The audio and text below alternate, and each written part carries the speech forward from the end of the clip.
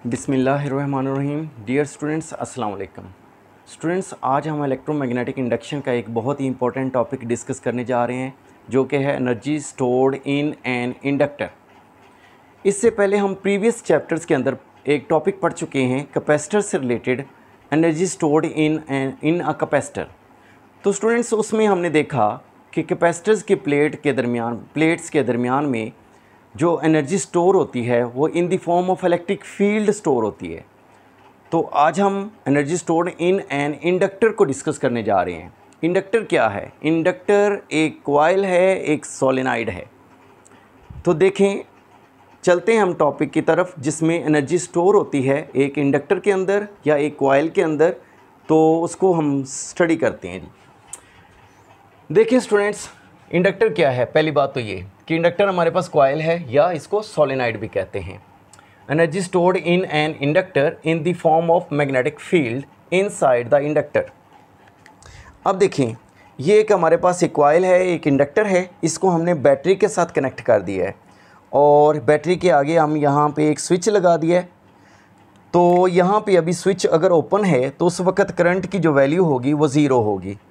इसके बाद जैसे ही स्विच को क्लोज़ करेंगे तो करंट की वैल्यू जो है वो बढ़ना शुरू हो जाएगी और ये करंट जो है वो इस इंडक्टर में से पास होना शुरू हो जाएगा। तो जैसे जैसे करंट बढ़ता जाएगा, करंट की वैल्यू शुरू में ज़ीरो थी, फिर उसके बाद बढ़ रहा है, करंट चेंज हो रहा है। और करंट के चेंज होने से स्टूडेंट्स देखिएगा, यहाँ पे जो करंट है वो चेंज हो रहा है। करंट के चेंज होने से क्या होगा? इस इंडक्टर के अंदर मैग्नेटिक फील्ड चेंज होगा और मैग्नेटिक फील्ड के चेंज होने से क्या होगा? फ्लक्स चेंज होगा और फ्लक्स के चेंज होने से क्या होगा? इसके अंदर, इस इंडक्टर के अंदर एक ईएमएफ जनरेट हो जाएगी, एक ईएमएफ इंड्यूस हो जाएगी और इस ईएमएफ की वजह से एक करंट इंड्यूस होगा। अब देखिए स्टूडेंट्स, एक करंट वो है जो हमने बैटरी की मदद से प्रोवाइड किया है और दूसरा करंट जो इसके अंदर मैग्नेटिक फील्ड और फ्लक्स के चेंज होने से पैदा हो रहा है। एक करंट वो है जो हमने ये प्रोवाइड कर दिया है, उसकी डायरेक्शन आपको नज़र आ रही है, ये ऊपर की तरफ है और इसके अंदर ये करंट के चेंज होने से मैग्नेटिक फील्ड चेंज हुआ और मैग्नेटिक फील्ड के चेंज होने से फ्लक्स चेंज हुआ है और फ्लक्स के चेंज होने से ईएमएफ जनरेट हुआ है और इस ईएमएफ की वजह से एक करंट इंड्यूस हुआ है। तो ये जो इंड्यूस करंट है स्टूडेंट्स, ये जो इंड्यूस करंट है ये इस जो बैटरी की मदद से हमने प्रोवाइड किया गया करंट है उसको अपोज करेगा, इसकी डायरेक्शन ऑपोजिट होगी। तो इसके लिए अब बैटरी को अपना करंट मेंटेन रखना है, तो उसके लिए क्या करेगी बैटरी को एक्स्ट्रा वर्क करना पड़ेगा। और वो जो बैटरी का वर्क है, देखिए स्टूडेंट्स, बैटरी को वर्क करना पड़ेगा। किसके ऊपर वर्क करना पड़ेगा? चार्जेस के ऊपर वर्क करना पड़ेगा। और उसको हम क्या कह सकते हैं? वो जो बैटरी का जो वर्क है चार्जेस के ऊपर, उसको हम कह सकते हैं पोटेंशियल। यहाँ पे हमारे पास वो पोटेंशियल होगा और इंडक्टर के अंदर वो पोटेंशियल किसके बराबर है? उसको हम EL लिखते हैं। सेल्फ इंडक्शन के टॉपिक के अंदर हम पढ़ चुके हैं कि जो बैटरी, यहाँ पे जो सेल्फ इंडक्शन के टॉपिक में हम EMF जो जनरेट होती है उसको हम EL लिखते हैं, जो कि हमारे पास किसके बराबर है? वर्क ऑन चार्जेस के। अब देखिए, यहाँ से स्टूडेंट्स हम वर्क को निकाल लेते हैं, जो कि किसके बराबर होगी? Delta Q EL। अब ये जो सेल्फ इंडक्शन के टॉपिक से हमने ये जो EL की वैल्यू हम इससे पहले निकाल चुके हैं, इसको हम लिख लेते हैं इक्वेशन नंबर 1, ठीक है। और हम जानते हैं EL की वैल्यू हमारे पास किसके बराबर होती है? ये होती है L delta I over delta T। तो इसमें L से मुराद है सेल्फ इंडक्टेंस, ये सेल्फ इंडक्टेंस है, इसको इंडक्टेंस भी सिंपल भी कह सकते हैं, इंडक्टेंस।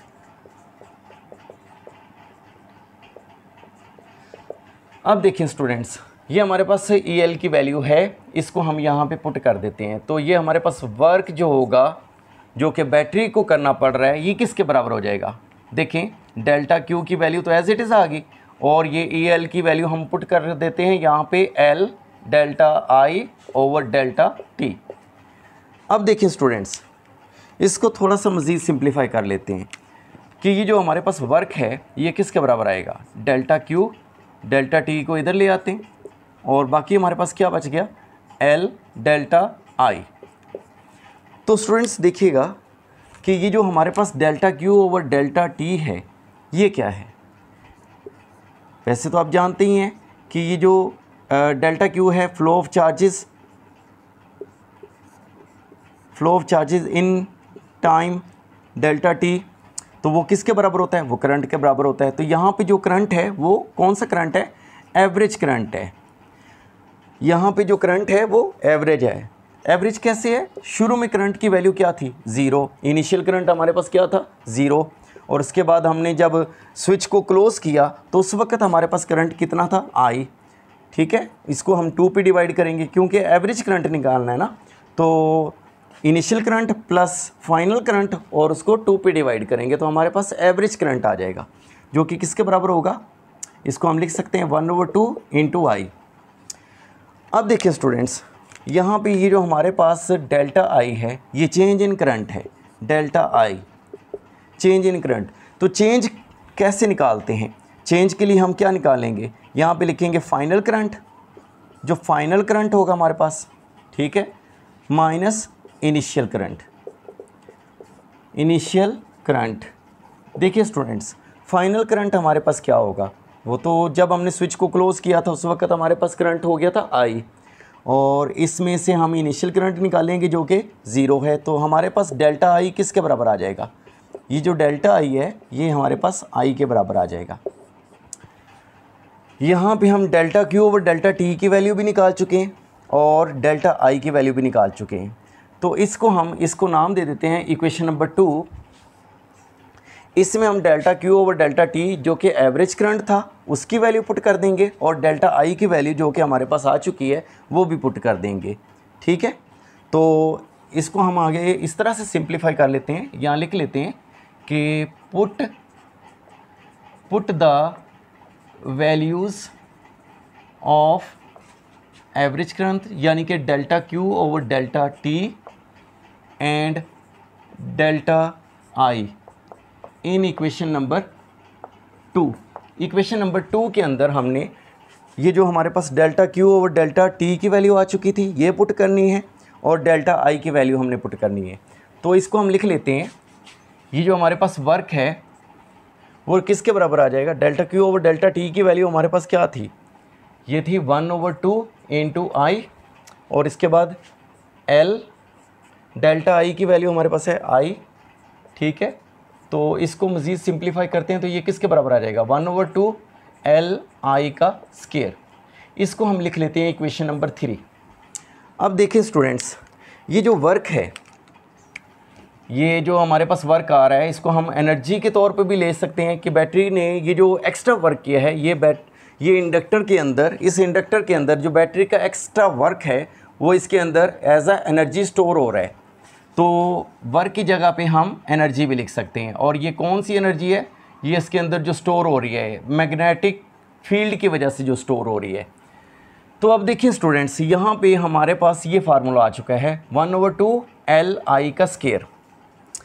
इसमें गौर करें तो हमें दो चीज़ें चाहिए, एक तो हमारे पास ये जो इंडक्टेंस है ये चाहिए, ठीक है, इंडक्टेंस जिसको हमने एल से रिप्रेजेंट किया है ये रिक्वायर्ड है, और दूसरी चीज़ यहाँ पे जो हमारे पास करंट है ये हमें चाहिए। ये दो चीज़ें यहाँ पे रिक्वायर्ड है, इन दोनों के लिए हमें थोड़ा सा वर्क करना पड़ेगा।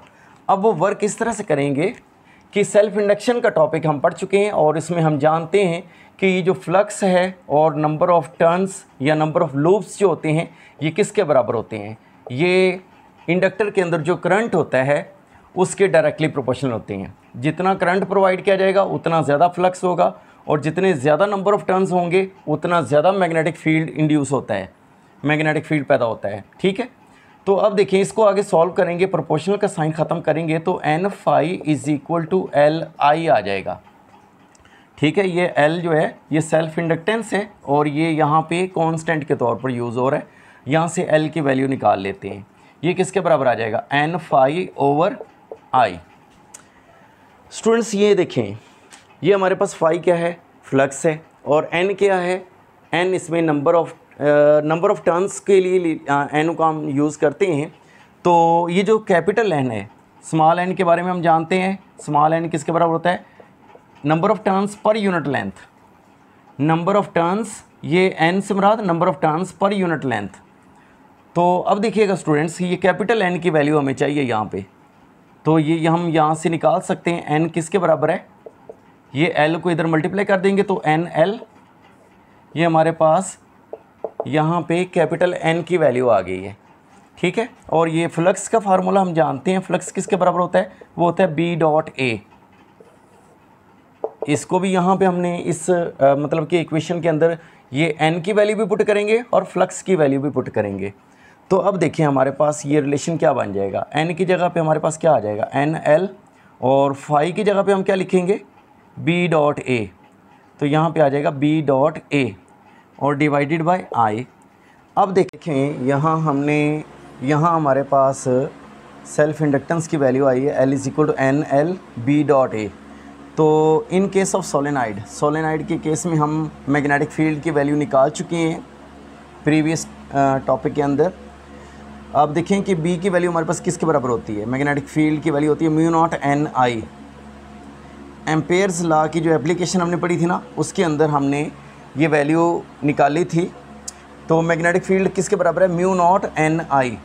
अब ये वाली वैल्यू इसके अंदर पुट करेंगे तो हमारे पास इंडक्टेंस की वैल्यू क्या बन जाएगी, देखें L is equal to NL, B हमारे पास ये आ जाएगा, इसकी वैल्यू को पुट कर देते हैं म्यू नॉट NI, और साथ में एरिया भी है और डिवाइडेड बाय I।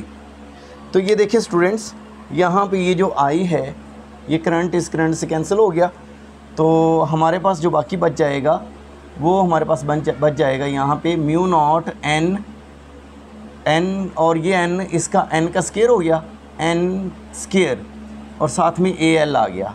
तो ये हमारे पास आ गई है इंडक्टेंस की वैल्यू।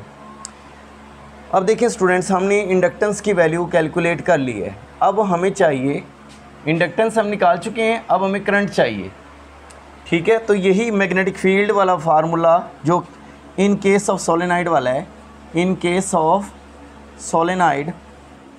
सोलेनाइड के केस में हमने ये मैग्नेटिक फील्ड की वैल्यू निकाली थी। यहाँ लिखेंगे एस वी नो दैट, जैसा कि हम जानते हैं मैग्नेटिक फील्ड किसके बराबर होती है, म्यू नॉट NI।